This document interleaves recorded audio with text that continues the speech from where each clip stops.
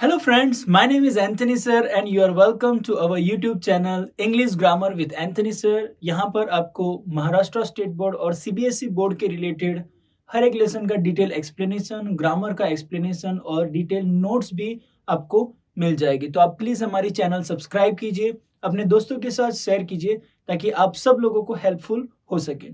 और आज के वीडियो में जो हम लोग सीखने जा रहे हैं वो आपके लिए बहुत बहुत बहुत इंपॉर्टेंट है, क्योंकि सीबीएसई ने ऑलरेडी एग्जाम फर्स्ट टर्म की जो एग्जाम है वो डिक्लेयर कर दी है कि मिड नवंबर तक ये एग्जाम होने वाली है।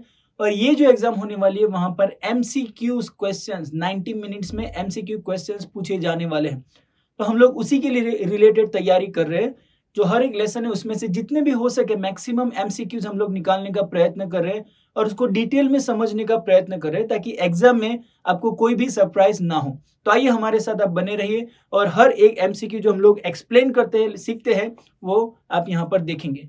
तो आज की वीडियो में हम लेसन नंबर 3 जो है द 2 स्टोरीज अबाउट फ्लाइंग, ये लेसन के जो एमसीक्यूज है वो हम लोग सीखने जा रहे हैं। तो हम लोग शुरुआत करेंगे। So the name of the lesson is 2 stories about flying. Okay, and MCQs are here. Number 1, who is the author of his first flight? Okay, यहाँ पर ऑप्शन दिए हैं लियाम ओ फ्लाहर्टी, फ्रेडरिक फोर्सेथ, रॉयल डाल एंड पाउलो कोहेलो। ओके, यहाँ पर हम लोगों को पता है कि ये जो लेसन है वो 2 पार्ट में लिखे गए हैं। ठीक है, हिज फर्स्ट फ्लाइट, उसके अंदर हमारे पास कितनी स्टोरी है? 2 स्टोरीज है। तो उसका मतलब दोनों स्टोरी के जो ऑथर है ना वो भी अलग अलग है। तो ये जो क्वेश्चन है उसमें मैंने आपको बताया है कि तुक्का लगाने की बिल्कुल भी जरूरत नहीं है। ये क्वेश्चन का आंसर आपको लेसन में से ही ढूंढ के लिखना पड़ेगा। So his first flight written by Liam O'Flaherty and Frederick Forsyth, ये दोनों है और दोनों में से एक ऑप्शन हम लोगों को मिल जा रहा है। और वो कौन सा ऑप्शन है देखेंगे, लियाम ओ फ्लाहर्टी, ये ऑप्शन हम लोगों को मिल जाता है। तो हमारा सही आंसर रहेगा Liam O'Flaherty. Okay, good. Next, number 2, who is the author of black aeroplane? Okay, अभी यहाँ पर फर्स्ट फ्लाइट और ब्लैक एरोप्लेन अभी हम लोग ने देखा है कि वो जो ऑथर है, the name of the author is Frederick Forsyth. तुम्हारी बुक के अंदर भी ये लिख के लो। अभी तुम्हें कंफ्यूज क्या करेगा कि ये भी है और ये भी है, पर दोनों के ऑथर अलग अलग है, इसलिए यहाँ पर कंफ्यूज करने के लिए ऐसे वाले क्वेश्चन पूछा जाएगा जहां पर स्पेसिफिकली पार्ट, अलग अलग पार्ट में क्वेश्चन पूछा जा सकता है। Number 3, the lesson his first flight is about, किसके बारे में है? फर्स्ट फ्लाइट किसके बारे में? ओके, ये भी कंफ्यूज करने वाला क्वेश्चन है, क्योंकि हमको क्या लगेगा कि लेसन के अंदर सीगल भी आता है, पायलट भी आता है। अभी पायलट किसके अंदर है, ब्लैक एरोप्लेन में है कि फिर फर्स्ट फ्लाइट में है? तो वो कंफ्यूजन हो सकता है। इसलिए याद रखो कि जो हिज फर्स्ट फ्लाइट है उसके अंदर सीगल की स्टोरी है और जो ब्लैक एरोप्लेन है उसमें पायलट की स्टोरी है। तो यहां पर हमारा आंसर क्या रहेगा? सीगल। ओके, नेक्स्ट, पैरट और पिजन, उसका तो जिक्र ही नहीं किया गया। Number 4, why was he afraid to fly? वो क्यों डर रहा था? अभी किसकी बात कर रहे हैं? यहां पर हम लोग सीगल की बात कर रहे हैं। Because he was a coward, he was afraid his wings will not support him, he was afraid that everyone would judge him, both A and B। तो इसका आंसर है both A and B। Okay, क्योंकि वो डरपोक भी था और उनको ये भी पता था कि उनकी जो विंग्स है उनको सपोर्ट नहीं करेगी। ये जो पॉइंट है, he was afraid that everyone would judge him, ये पॉसिबल हो सकता है, पर बुक के अंदर ये जजमेंट की कोई भी बात नहीं। पता नहीं उनके मन में होगा कि नहीं, बट बुक के अंदर जिक्र नहीं किया है, इसलिए बुक में जो है उसके ऊपर हम लोग ज्यादा ध्यान देंगे।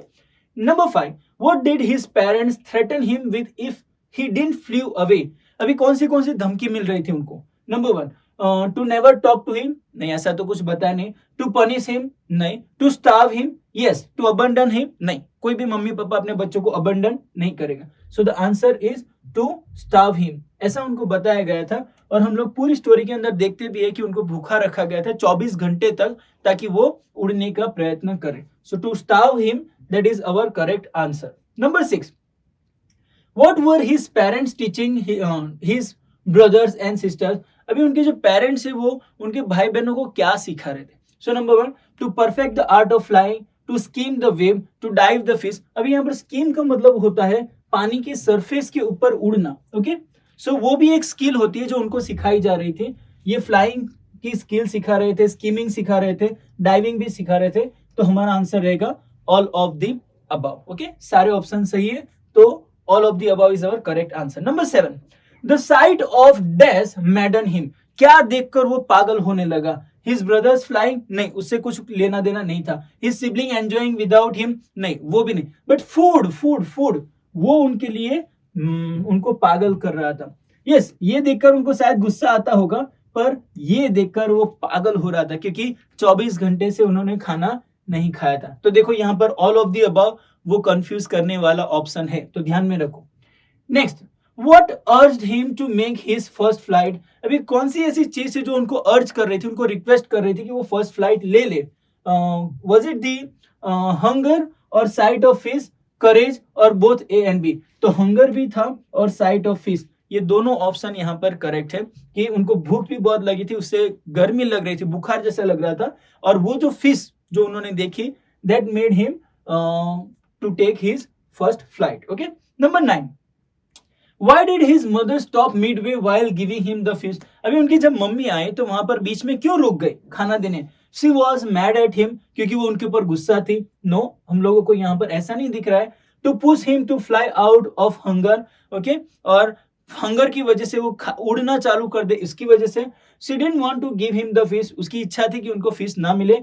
She got tired, वो थक गई। नहीं, यहाँ पर ऑप्शन है ये, क्योंकि उनका प्लान था, एक ट्रिक था कि खाना दिखाकर, एक लालच दिखाकर उनको उड़ना सिखाना। That is our option. Number 10, the title black aeroplane is based on the aeroplane that help the pilot, the pilot's aeroplane in the stormy sky and none of the above. Okay, यहाँ पर ये black aeroplane, मतलब ये जो title दिया है वो किसके ऊपर बेस्ड है?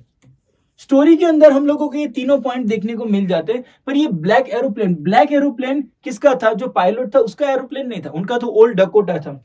जो ब्लैक एरोप्लेन था वो था the aeroplane that help the pilot, मतलब वो जो दूसरा वाला था ना, जो उनको हेल्प करने के लिए आया था, उसका ब्लैक एरोप्लेन था, तो उसके ऊपर ये स्टोरी का नाम दिया गया है। ओके, नेक्स्ट, कंफ्यूज करने वाला क्वेश्चन है number 11, the pilot was flying from dash to dash, from England to France, England से फ्रांस जा रहा था? नहीं, इंग्लैंड में तो उनका घर था, तो वो फ्रांस से इंग्लैंड जा रहा था। तो हमारा ऑप्शन है यहाँ पर, जहां पर तुम लोगों को ये फ्रेज देखने को मिलता है कि मुझे वहां का इंग्लिश ब्रेकफास्ट खाने की बहुत इच्छा हुई है, तो मतलब वो फ्रांस से इंग्लैंड जा रहा था।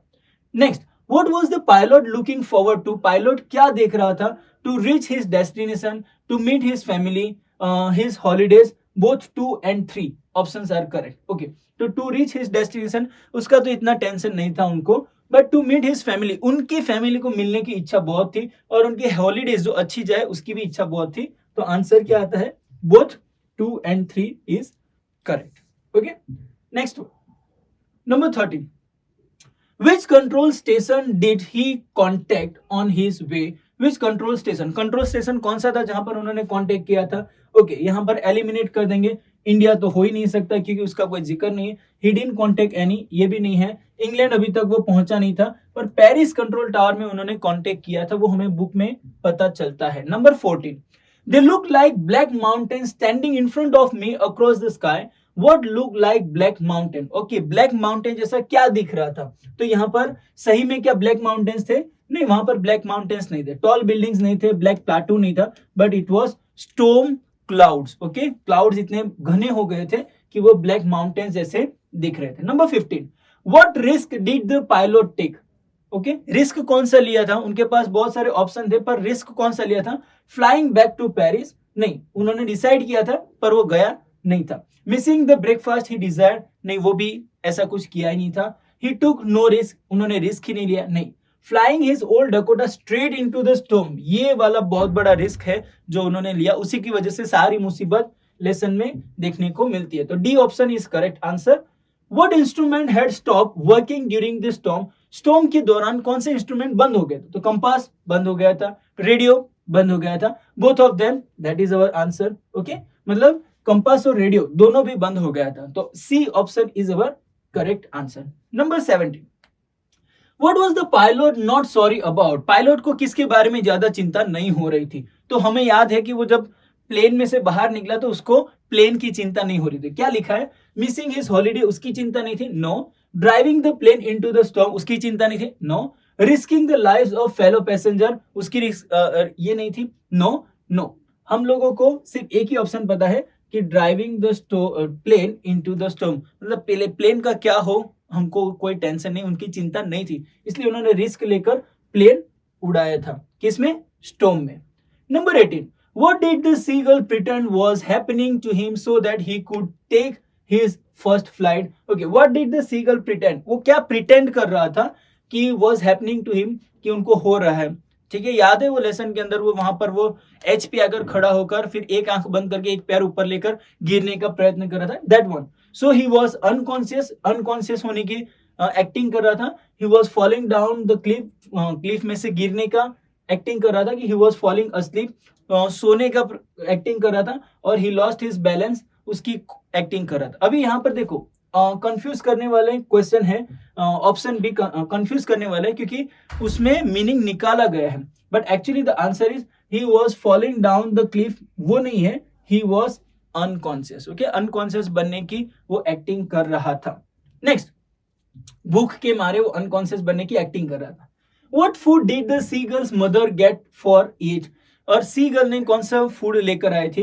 हम लोगों को याद है फिश वो जो खा रही थी वो लेकर आए थे। Earthworm is wrong answer, fish is correct answer. Insect, rodents नहीं है, रोडेंट्स मतलब यहाँ पर चूहे, चूहे उसको नहीं खिलाए थे। Number 20, how far was the narrator from Paris when he saw dark cloud in the sky? Okay, वहां से यहाँ का डिस्टेंस कितना था? How far was the narrator, okay, कितना किलोमीटर का डिस्टेंस था?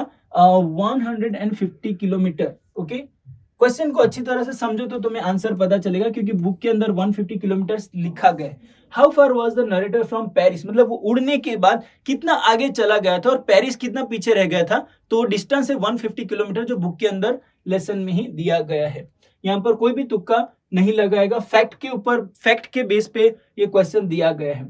Number 21, which of the pilots instrument stop working first? पहले वाला कौन सा बंद? अभी देखो इसके पहले एक क्वेश्चन दिया कौन से इंस्ट्रूमेंट बंद थे। अभी यहाँ पर सवाल पूछा गया कि सबसे पहले कौन सा इंस्ट्रूमेंट बंद हो गया था। तो पहले कंपास बंद हो गया था, रेडियो बंद हो गया था, बोथ स्टॉप टुगेदर, एक के बाद एक नहीं। हम लोग देखते हैं कि सबसे पहले वो कंपास बंद हो गया था, वो गोल गोल घूमता था और बंद हो गया था। फिर उन्होंने रेडियो चेक किया तो रेडियो भी बंद था, तो compass is our correct answer. Number 22, when the pilot of the black aeroplane asked the narrator to follow him, in which direction did he turn the aeroplane? तो अभी ये जो क्वेश्चन है ना वो हम लोग ऐसा तुक्का यहाँ पर बिल्कुल भी नहीं लगा सकते क्योंकि जो फ्लाइट वो ले रहा था उसमें उनको स्पेसिफिकली एक डायरेक्शन बताई गई थी और मेरी इच्छा है कि हम लोग बुक में से ही वो देख के ले, क्योंकि अगर मैं यहाँ पर आंसर बताऊंगा तो मेरी भी गलती हो सकती है, तो इसलिए हम लोग बुक में से ही हम लोग कंट्रोल कर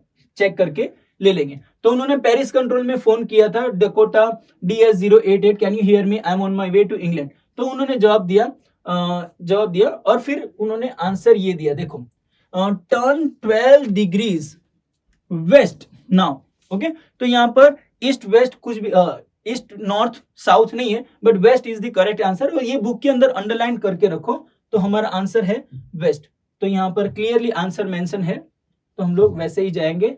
last answer west is your correct answer. Okay, number 22 D is the correct answer. Number 23, why didn't the pilot turn the aeroplane black towards Paris? Paris की ओर उन्होंने क्यों नहीं टर्न किया, मतलब रिटर्न क्यों नहीं गया? He wanted to meet his family, क्योंकि उनको उनकी फैमिली से मिलना था। He wanted to go on holiday, उनको हॉलीडेज पे जाना था। He did not want to miss the breakfast, वो एक्सप्लिसिटली बुक के अंदर लिखा है। भले उनके अंदर फीलिंग कौन सी थी वो हम लोगों को पता है, ये वाली भी फीलिंग थी, ये वाली भी फीलिंग थी। He did not like Paris, ये वाला नहीं था, बट ये फीलिंग्स जो है ना वो बुक के अंदर लिखी नहीं गए। बुक के अंदर जो एक्सप्लिसिटली जो आंसर लिखा है ना, that is he did not want to miss that breakfast। तो ये हमारा आंसर करेक्ट है, answer C। Okay, next, number 24, what was the name of the aeroplane that the pilot was flying? Pilot जो fly कर रहा था वो कौन सा एरोप्लेन था? वो एयरबस था? नहीं। बोइंग था? नहीं। डकोटा था? यस। जो प्लेन था उसको ओल्ड डकोटा नाम दिया गया था, या डकोटा या तो ओल्ड डकोटा, कोई भी हो, यहाँ पर हम लोग देख सकते हैं। And the last question of this ये लेसन का है, the pilot was not able to dash anything. See anything, hear anything, speak anything and all of them. Okay, यहाँ पर ऑल ऑफ देम तो नहीं आएगा, क्यों? क्योंकि स्पीकिंग का तो सवाल ही नहीं उठता था, क्योंकि वो बोल तो सकता था। हियर एनीथिंग नहीं, ऐसा भी कुछ हुआ नहीं था कि उनको कुछ सुनाई नहीं दे रहा था। बट सी एनीथिंग, क्यों? क्योंकि वो ऐसे तूफान के अंदर फंस गया था जहां पर आजू बाजू में कुछ भी दिखाई नहीं दे रहा था। तो ये कंफ्यूज करने वाला क्वेश्चन है। कुछ लोगों को ऐसा लगेगा sir all of the above, क्योंकि उनको वहां पर कुछ भी नहीं हो रहा था। नो, वो बोलने की बात आती है ना, वो नहीं हो रहा था, वो बोल सकता था। तो C is our correct answer. Okay, तो ये 25 क्वेश्चन आप लेसन में से तैयार करो, और डिटेल जैसे हम लोग ने एक्सप्लेन किया है वैसे एमसीक्यूज की स्टडी एक्चुअली लेसन की समरी से नहीं होने वाला। ओके, सिर्फ समरी मिल गया तो नहीं होने वाला, तुम्हें हर एक लाइन के अंदर जो डिटेल है उसको अंडरलाइन करके ये लेसन सीखने पड़ेंगे, तो ही तुम्हारे एमसीक्यूज करेक्ट आ सकते हैं। तो आई होप ये वीडियो आपको अच्छा लगा होगा। आप लाइक कीजिए, शेयर कीजिए, अपने दोस्तों के साथ शेयर कीजिए, और अगर कुछ डाउट है, कुछ क्वेश्चन है तो कमेंट में भेजिए, और अच्छा लगा तो भी आप कमेंट में लिख के भेज सकते हैं। और हमारी चैनल भी आप अगर आपने सब्सक्राइब नहीं किए तो आप सब्सक्राइब भी कीजिए। थैंक यू सो मच, आज के लिए बस इतना ही। Bye bye.